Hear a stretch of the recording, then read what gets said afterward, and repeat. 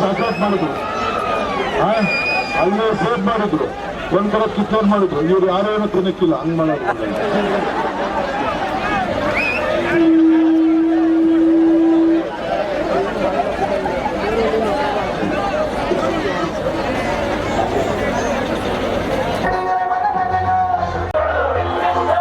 ಸ್ವಲ್ಪ ದಾಳಿಗಳು ಹೂಣರ್ ಹಾಕಕ್ ಹೋಗ್ಬಿಡು.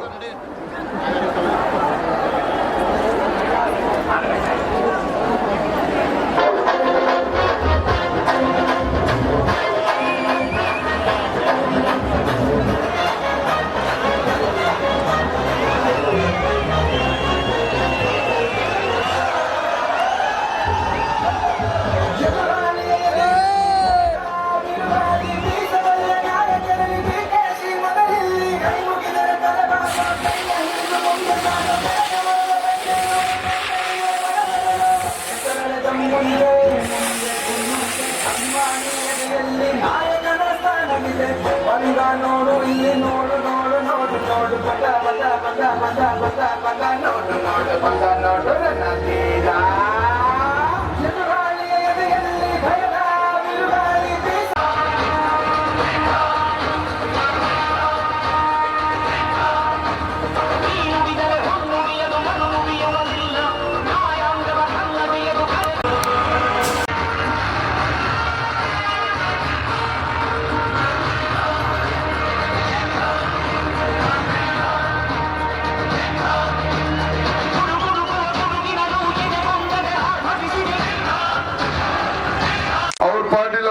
ಅಂದ್ಬಿಟ್ಟು ಬಿಜೆಪಿ ನಿಲ್ಲಿಸ್ಬಿಟ್ಟವ್ರೆ. ಬಿಜೆಪಿಗೆ ಕಮಲ ತೆಗೆದುಕೊಂಡು ಅಪ್ಪ ಅಮ್ಮಗೆ ಆಯ್ತು. ಹಿಂದೆ ಇದೇ ರೀತಿ ಬಿಜೆಪಿ ದಳ ಇಬ್ಬರು ಸೇರಿ ಕುಮಾರಸ್ವಾಮಿ ಹೆಂಡತಿನ ಅನಿತ ಕುಮಾರಸ್ವಾಮಿ ನಿಲ್ಲಿಸ್ಬಿಟ್ಟು, ಆಗ ಸುರೇಶ್ ನಿಮ್ ಮಗನೇ ಗೆದ್ದ. ಈಗ 3 ಸತಿ ಗೆದ್ದ, ಈಗ 4ನೇ ಸತಿ ನಿಲ್ಲಿಸಿದೀವಿ. ಎಲ್ಲ ಜನ ಯಾವತ್ತೂ ಒಂದು ಸ್ಟೇಜ್ ಹತ್ತಿರ್ಲಿಲ್ಲ. ನಿಮ್ ಸೇವೆ ಮಾಡ್ಕೊಂಡು ಹಗಲು ರಾತ್ರಿ ಇವತ್ತು ದುಡಿತಾ ಇದ್ದಾರೆ. DK ಶಿವಕುಮಾರ್ಗೆ ಏನು ಓಟ್ ಕೊಟ್ರಿ, ಅದಕ್ಕಿಂತ ಹೆಚ್ಚಿಗೆ ಓಟು ನಿಮ್ಮ ಮಗನ್ ಕೊಡ್ಬೇಕು. ಯಾರು ದಳಕ್ಕೆ ಓಟ್ ಹಾಕಿದ್ರು, ಯಾರು ಬಿಜೆಪಿ ಓಟ್ ಹಾಕಿದ್ರು, ಅವ್ರಿಗೆಲ್ಲ ಹೆಂಗಸರು ಮಕ್ಳಿಗೆ ಹೇಳ್ಬೇಕು, ನಿಮ್ಗೆ ಮಾನ ಮರ್ಯಾದೆ ಇದ್ರೆ ಉಪಕಾರ ಸ್ಮರಣೆ ಇರ್ಬೇಕು.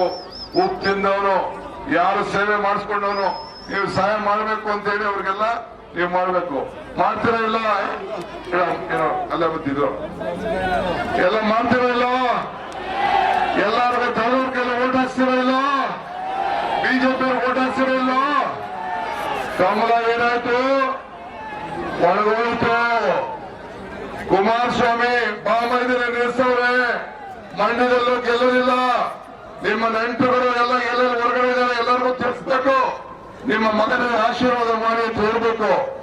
ಇವತ್ತು ಇಷ್ಟು ಸಂಖ್ಯೆಯಲ್ಲಿ ಎಲ್ಲ ನನ್ನ ತಾಯಿಂದಿರು, ಯುವಕರು, ಹಿರಿಯರು, ನನ್ನ ಅಣ್ಣ ತಮ್ಮಂದಿರು, ಬಂಧುಗಳು, ನನಗೆ ಜಾತಿ ಇಲ್ಲ, ನನಗೆ ನೀತಿ, ನನಗೆ ಒಂದು ಜಾತಿ ಮೇಲೆ ನಂಬಿಕೆ ಇಲ್ಲ. ಎಲ್ಲ ಜಾತಿ, ಎಲ್ಲ ಜನಾಂಗ, ಮಾನವ ಧರ್ಮಕ್ಕೆ ಜಯವಾಗಲಿ ಅಂತ ಹೇಳಿ ನಮ್ಮ ಗುರುಗಳು ಹೇಳಿದ್ದಾರೆ. ಧರ್ಮದಿಂದಲೇ ವಿಶ್ವಕ್ಕೆ ಶಾಂತಿ. ಹಂಗೆ ನೀವು ನನ್ನ ಊರಲ್ಲಿ, ನಾವು ನಮ್ಮ ಊರಲ್ಲಿ ಯಾವಾಗಲೂ ಕೂಡ ಶಾಂತಿಯನ್ನ ಕಾಪಾಡ್ಕೊಂಡು ನಾವು ಹೋಗ್ತಾ ಇದ್ದೀವಿ. ಎಲ್ಲ ಯುವಕರು ಹುಷಾರು, ಊರ ಹೆಸರು ಹಾಳು ಮಾಡಕ್ ಹೋಗ್ಬೇಡಿ. ಎಲ್ಲ ಅಣ್ಣ ತಮ್ಮದಿರಂತೆ ಬದುಕ್ರಿ, ಯಾರಿಗೂ ತೊಂದರೆ ಮಾಡಕ್ ಹೋಗ್ಬೇಡಿ.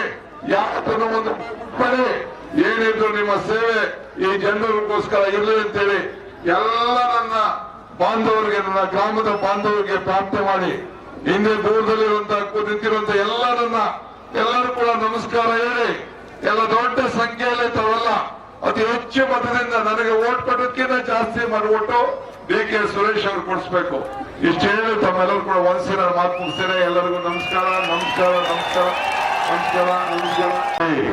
ಉದ್ಧಾರ ಆಗ್ಲಿ, ಕಷ್ಟ ನಿಭಾಯಿಸ್ಲಿ, ಸಾಲ ತೀರ್ಸ್ಬೇಕಲ್ಲ, ಮಕ್ಳಿಗೆ ಒಳ್ಳೆ ವಿದ್ಯಾಭ್ಯಾಸ ಕೊಡ್ಲಿ, ಆರೋಗ್ಯ ನೋಡ್ಕೊಳ್ಳಿ, ಚಿನ್ನ ಪಾಪ ಮಾಂಗಲ್ಯ ಸರ ಮಾಡ್ಕೊಳ್ಳಿ ಅಂತೇಳಿ ಇವತ್ತು ಮಾಡ್ತಾ ಇದೀವಿ. ಮೋದಿ ಇದ್ದಾಗ ಪ್ರಾರಂಭದಲ್ಲಿ 28,000 ಇದ್ದು ಚಿನ್ನ, ಈಗ ಎಷ್ಟಾಗಿದೆ ಗೊತ್ತಾ? 78,000 ಆಗಿದೆ. 78,000 ಆಗಿದೆ. ನೆನ್ನೆ ಹೇಳೋರೆ ಕಾಂಗ್ರೆಸ್ ಅವರು ಅಧಿಕಾರಕ್ಕೆ ಬಂದ್ರೆ ಮಾಂಗಲ್ಯ ಎಲ್ಲ ಕಿತ್ಕೊಂಡ್ಬಿಡ್ತಾರೆ ಅಂತ. ನಾವೆಲ್ಲ ಮಾಂಗಲ್ಯ ಕಿತ್ಕೊಳಕ್ ಹೋಗಿದ್ದೀವ? ಏನು ಹೋಗಿದ್ರ? ಯಾವತ್ತು ಕಾಂಗ್ರೆಸ್ ಪಾರ್ಟಿ ಇವತ್ತೇನಾದ್ರು ಇದು, ನಾನು ಎಲೆಕ್ಷನ್ ಟೈಮಲ್ಲಿ ಹೇಳಿದೆ, ಏನ್ ಹೇಳಿದೆ ಅಂದ್ರೆ, ಕಮಲ ಕೆರೆಯಲ್ಲಿದ್ದರೆ ಚಂದ, ತೆನೆ ಹೊಲದಲ್ಲಿದ್ದರೆ ಚಂದ. ಈ ದಾನ ಧರ್ಮ ಮಾಡುವ ಕೈ ಅಧಿಕಾರದಲ್ಲಿದ್ರೆ ಮಾತ್ರ ಚಂದ. ಈ ದಾನ ಧರ್ಮ ಮಾಡುವ ಕೈ ಸಹಾಯ ಮಾಡಬೇಕು ಅಂತೀನಿ. ಅಕ್ಕಿ, ಬಸ್ಸು ಎಲ್ಲ ಕೂಡ ಏನ್ ಮಾತು ಕೊಟ್ಟಿದ್ದೆ ಆ ಮಾತು ಪ್ರಕಾರ ಮಾಡಿದ್ದೀನೋ ಇಲ್ಲೋ ಅಷ್ಟೇ ಸಾಕು.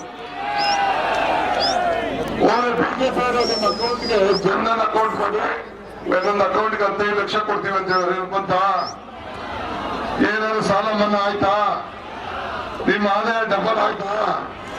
ಪ್ರತಿ ಮನೆಗೂ ಉದ್ಯೋಗ ಬಂತ? ಏನಿಲ್ಲ, ಬರೀ ಪುಟ್ಟಿ ಖಾಲಿ ಖಾಲಿ ಪುಟ್ಟಿ. ನಮ್ಮ ಹಳ್ಳಿಯಲ್ಲಿ ಯಾರೋ ಗಾಳಿ ಹೇಳ್ತಿದ್ರು, ಏನ್ ಕೊಟ್ರು? ಖಾಲಿ ಚಂಪ್ ಕೊಟ್ರು, ಖಾಲಿ ಚಂಪ್. ಈ ಖಾಲಿ ಚಂಪ್ ನಾವು ಅಕ್ಷಯ ಪಾತ್ರ ಸುರೇಶ್ ಪಾರ್ಲಿಮೆಂಟ್ ಅಲ್ಲಿ ಹೇಳಿದ್ರು, ನಮ್ಮ ರಾಜ್ಯಕ್ಕೆ ಅನ್ಯಾಯ ಮಾಡ್ಕೊಂಡಿದ್ದಾರೆ, ಮಲ್ತಾಯಿ ದೊಡ್ಡ ತಗೊಂಡಿದ್ದಾರೆ ಅಂತ. ಏನೆಲ್ಲ ಪ್ರೈಮ್ ಮಿನಿಸ್ಟರ್ ಏನು ಎಲ್ಲ ದೇಶದ ಭಾಗ ಮಾಡ್ತಾ ಇದ್ದಾನೆ DK ಸುರೇಶ್ ಅಂತ ಹೇಳಿದ್ರು. ಮೊನ್ನೆ ಕೋರ್ಟ್ ಅಲ್ಲಿ ಹೇಳಿದ್ರು, DK ಸುರೇಶ್ ಹೇಳ್ತಾ ಇದ್ ಕರೆಕ್ಟ್ ಆಗಿದೆ, 5 ದಿನದೊಳಗೆ ಅವ್ರಿಗೆ ದುಡ್ಡು ಕೊಡಿ, ಕರ್ನಾಟಕ ರಾಜ್ಯಕ್ಕೆ ಬರಗಾಲ ಇದೆ ಅಂತ ಹೇಳಿ. ಯಾರಿಂದ? ನಿಮ್ಮ ಮಗನಿಂದ. ನೋಡಿ, ನಿಮ್ಮ ಮಗನನ್ನು ನೀವು ಬೆಳೆಸೋದಕ್ಕೆ, ನಿಮ್ಮ ಮಗನ ರಾಜಕೀಯವಾಗಿ ಬೆಳೆಸೋದಕ್ಕೆ ಇಡೀ ರಾಜ್ಯದ ಎಲ್ಲ ಜನರಿಗೆ 5 ಗ್ಯಾರಂಟಿ ತಪ್ತಾ ಇದೆ ತಾನೆ. ನೀವು ಯಾವ ಊರುಗಾರು ಹೋಗಿ, ಯಾವ ನಂಟುಗಾರು ಮಾತಾಡಿ, ಯಾರು ಬೇಕಾದ್ರೂ ಹೋಗಿ, ಎಲ್ಲರೂ ಕೂಡ ನಮ್ಮಪ್ಪ 2,000 ರೂಪಾಯಿ ಕೊಡ್ತಾವನೆ, ಕರೆಂಟ್ ಬಿಲ್ ಕಟ್ಕೊಡ್ತಾವನೆ, ಬಸ್ಸಲ್ಲಿ ಓಡಾಡ್ತಾ ಇದೀವಿ. ದೊಡ್ಡ ಕೆಂಪೇಗೌಡನ ಮಗ ಈ ಕೆಲಸ ಮಾಡ್ದ. ಯಾರು ಮಾಡ್ದ? ನಿಮ್ ಊರವನು, ನಿಮ್ ಹೋಬಳಿನು, ನಿಮ್ ತಾಲೂಕವನು ಈ ಕೆಲಸ ಮಾಡ್ದ ಅಂತ ಗೌರವ ನಿಮ್ಗೆ ಇದೆಯೋ ಇಲ್ಲೋ ಅಷ್ಟೇ ಸಾಕು. ಇವತ್ತು ಸುರೇಶ್ ಪಂಚಾಯತಿ ಮೆಂಬರ್ ತರ ಬಂದು ನಿಮ್ ಕೆಲಸ, ನಿಮ್ ಕಷ್ಟ, ನಿಮ್ ಹಾಸ್ಪಿಟ್ಲು, ನಿಮ್ ಸ್ಕೂಲು, ನಿಮ್ ಕಾಲೇಜು, ನಿಮ್ ರಸ್ತೆ ಎಲ್ಲ ಈಗ ಜಗಳ ಮಾಡ್ಕೊಂಡು ಅಣ್ತಂದಿರು ಬಿಟ್ಬಿಟ್ಟವ್ರು. ಮಿಕ್ಕಿರೋರು ಮಾಡಿದೀವಿ. ಯಾರಿಗ ಅನುಕೂಲ ಇದು? ಎಲ್ಲರಿಗೂ ದುಡ್ಡು ಕೊಡ್ಸಲಿಲ್ಲ ನಾನು? ಎಲ್ಲ ದೊಡ್ಡದಾಗ ಆಗಿಲ್ವೇ? ಊರಿಗೆ ಬೆಲೆ ಬರ್ಲಿಲ್ವೇ? ನಿಮ್ ಊರಿನ ಒಂದು ಟೌನ್ ಅಲ್ಲಿ ಇದ್ದಂಗೆ ಇಲ್ವೇ? ಎಲ್ಲ ಕಡೆ ಸಿಮೆಂಟ್ ರೋಡ್ ಹಾಕ್ಸಿದೀವಿ. ಏನ ಬೈದ್ಬಿಟ್ಟಿದೀವಿ ನಮ್ಮ ಊರಲ್ಲಿ.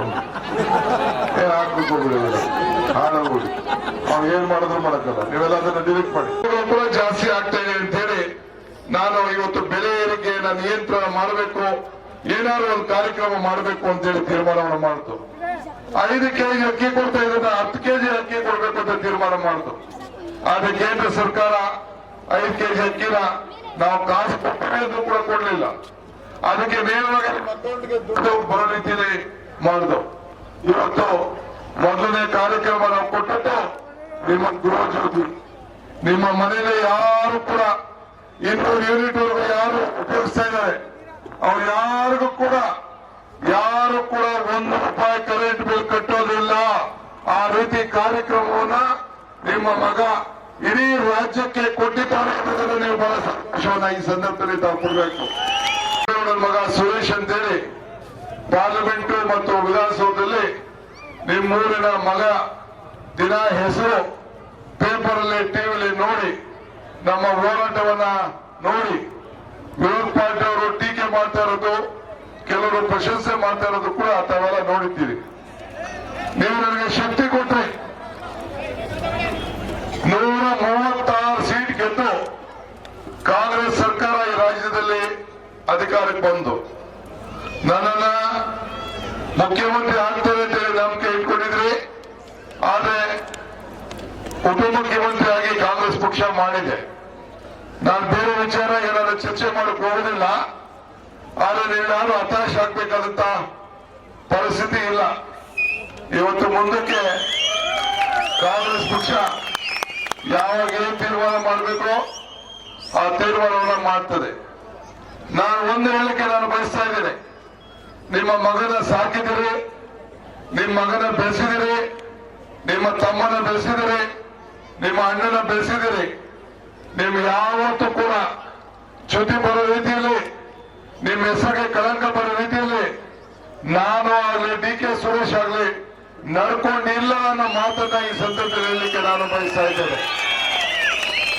ನಿಮ್ಮ ಊರು ನಿಮ್ಮ ಸ್ವಾಭಿಮಾನ, ನಿಮ್ಮ ತಾಲೂಕು, ನಿಮ್ಮ ಹೋಬಳಿಯ ಮಗನ ಏನು ಗೌರವ ಹೆಚ್ಚಿಗೆ ಮಾಡಂತ ರೀತಿಯಲ್ಲಿ ನಾವು ಮಾಡ್ತಾ ಇದ್ದೀನಿ ಹೊರತು ನಮ್ಮೆಲ್ಲ ಜನ ಎಲ್ಲೋಟು ಕೂಡ ನಮ್ಮ ಕನಕಪುರ ತಾಲೂಕಿನ ಗೌರವ ಸ್ವಾಭಿಮಾನವನ್ನು ಉಳಿಸಲಿಕ್ಕೆ ಪ್ರಾಮಾಣಿಕವಾಗಿ ಪ್ರಯತ್ನವನ್ನು ನಾನು ಮಾಡ್ತಾ ಇದ್ದೇನೆ.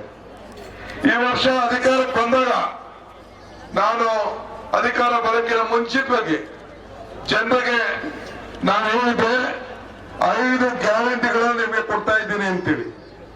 5 ಗ್ಯಾರಂಟಿಗಳನ್ನು ಕೊಡ್ತಾ ಇದ್ದೀನಿ ಅಂತ ಹೇಳಿದೆ. ಎಲ್ಲ ದಳದವರು ಬಿಜೆಪಿಯವರು ನಗ್ತಾ ಇದ್ರು, ಏನ್ ಗ್ಯಾರಂಟಿ ಕೊಡ್ತಾರೆ ಅಂತೇಳಿ. ನಾನು ನಮ್ಮ ತಾಯಂದಿರು ಬದುಕಬೇಕು, ಬೆಲೆ ಏರಿಕೆ ಜಾಸ್ತಿ ಆಗ್ತಾ ಇದೆ, ಜಾಸ್ತಿ ಆಗ್ತಾ ಇದೆ, ಗ್ಯಾಸ್ ಬೆಲೆ ಜಾಸ್ತಿ ಆಗ್ತಾ ಇದೆ, ಪೆಟ್ರೋಲ್ ಬೆಲೆ ಜಾಸ್ತಿ ಆಗ್ತಾ ಇದೆ, ಎಣ್ಣೆ ಬೆಲೆ ಜಾಸ್ತಿ ಆಗ್ತಾ ಇದೆ, ಉಪ್ಪಿನ ಬೆಲೆ, ಸೋಪು ಎಲ್ಲ ಪದಾರ್ಥಗಳು ಬೇಳೆ ಇದೆ. ನಿಮ್ಮ ಆಸ್ತಿಗೆ ಬಂದಂತ ಬೆಲೆ 1 ಲಕ್ಷ 2 ಲಕ್ಷ ರೂಪಾಯಿ ಇತ್ತು ನಾನು MLA ಆದಾಗ. ನಿಮ್ಮ ಆಸ್ತಿ, ನಿಮ್ಮ ರಸ್ತೆ ಎಲ್ಲ ಯಾವ ರೀತಿ ಬೆಲೆ ಏರಿಕೆ ಆಗಿದೆ ಅದಕ್ಕೆ ನಾವು ಮಾಡಿದಂತ ಅಭಿವೃದ್ಧಿನೇ ಸಾಕ್ಷಿ. ನೀವು ಯಾರಿಗೂ ನಿಮ್ಮ ಜೋಬಿಗೆ ನಾವು ಹಣವನ್ನು ಹಾಕದೇ ಇರ್ಬೋದು, ಆದರೆ ನಿಮ್ಮ ಆಸ್ತಿ ಮೌಲ್ಯವನ್ನ ಜಾಸ್ತಿ ಮಾಡಿ ಇವತ್ತು ಎಲ್ಲ ಆಸ್ತಿಗಳಿಗೆ ಬೆಲೆಯನ್ನ ಬರುವಂತ ರೀತಿ ಮಾಡಿ ನನ್ನ ಕರ್ತವ್ಯವನ್ನು ನಾನು ಮಾಡಿದ್ದೇನೆ. ಇವತ್ತು ಹೇಳ್ತಾ ಇದ್ದೇನೆ, ನೀವು ಯಾರು ನಿಮ್ಮ ಆಸ್ತಿಗಳನ್ನು ಮಾರ್ಕೋಬಾರದು. ನಿಮ್ಮ ಮಕ್ಕಳಿಗೆ ಎಷ್ಟೋ ಒತ್ತಡವನ್ನು ಮಾಡಿದ್ರು ಕೂಡ ನೀವು ಮಾಡಬಾರದು. ನಿಮ್ಮ ಕೆರೆಗಳನ್ನ ಅಂತರ್ಜಲ ಹೆಚ್ಚಿಸಬೇಕು ಅನ್ನೋ ದೃಷ್ಟಿಯಿಂದ ಶಿವಸಮುದ್ರದಿಂದ ನೀರು ತಂದು ದೊಡ್ಡಹಳ್ಳಿ ಕೆರೆ, ಮೆಟ್ರಗಲ್ ಕೆರೆ, ಉಳ್ಳಂಬಳ್ಳಿ ಕೆರೆ ಎಲ್ಲ ಕೆರೆಗಳನ್ನು ತುಂಬಿಸುವಂತ ಕೆಲಸವನ್ನು ಕೂಡ ಮಾಡಿದ್ದೇವೆ. ವಿದ್ಯುತ್ ಶಕ್ತಿ ಸಮಸ್ಯೆ ಆಗ್ತಾ ಇದೆ ಅಂತೇಳಿ ಆಲೂರಲ್ಲಿ 1 ಎಕರೆ ಜಮೀನನ್ನು ಕೂಡ ಖರೀದಿ ಮಾಡಿದೆ. ಆದರೆ 20,000 ರೂಪಾಯಿ, 20,000 ರೂಪಾಯಿ ಬಾಡಿಗೆ ಕೊಟ್ಟು ದೇಶಕ್ಕೆ ಸೇವೆ ಮಾಡುವಂತ ಒಂದು ಭಾಗ್ಯ, ಇಡೀ ರಾಜ್ಯಕ್ಕೆ ಸೇವೆ ಮಾಡುವಂತ ಒಂದು ಭಾಗ್ಯ. ನಾನು ಸರಿಯಾಗಿ ಮನೆಯಲ್ಲಿ ನಾನು ಕಾಲ ಕಳೆಯಕ್ಕೆ ಆಗಲಿಲ್ಲ. ಇಡೀ ರಾಜ್ಯ ಪ್ರವಾಸ ಮಾಡಿ ನೀವು ಕೊಟ್ಟಂತ ಶಕ್ತಿಯಿಂದ ಕ್ಷಮಿಸಬೇಕು. ಈ ಕಡೆ ಕೆಲಸ ಇದೆಯಾ? ಕೆಲಸ ಈ ಕಡೆ ಎಲ್ಲ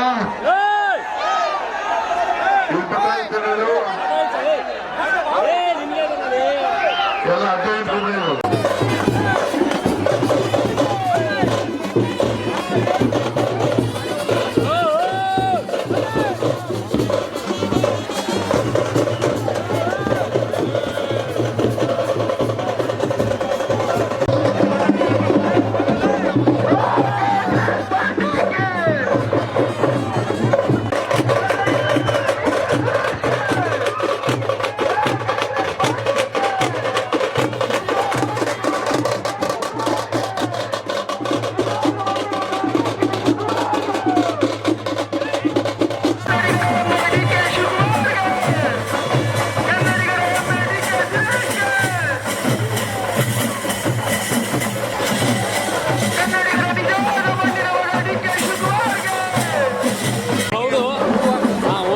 ಅಡ್ಡ ಪ್ರೌಢದೊಂದು ನಾನು ಹೇಳ್ತೀನಿ ತಳ್ಬಿಡು.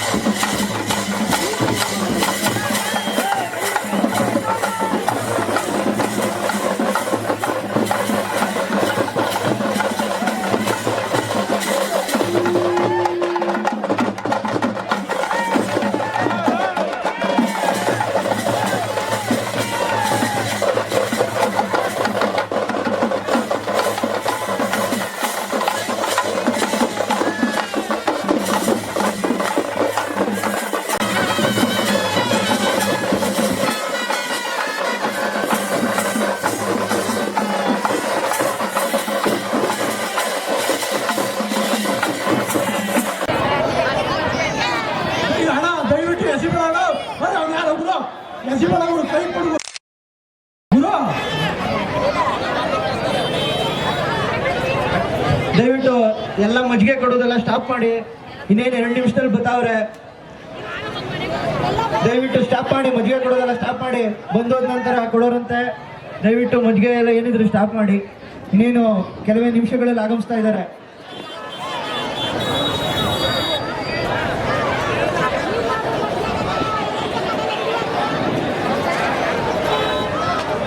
ದಯವಿಟ್ಟು ಗಾಡಿಗಳು ಚಾಲು ಮಾಡ್ಕೊಟ್ಬಿಡಿ. ಒಟ್ಟಾಗಿ ಜಲ್ದಿ ಒಟ್ಟಾಗಿ ಅಣ್ಣ, ನಡಿಯೋಣ ಜಲ್ದಿ ಮೂವ್ ಆಗ್ಬಿಡಿ.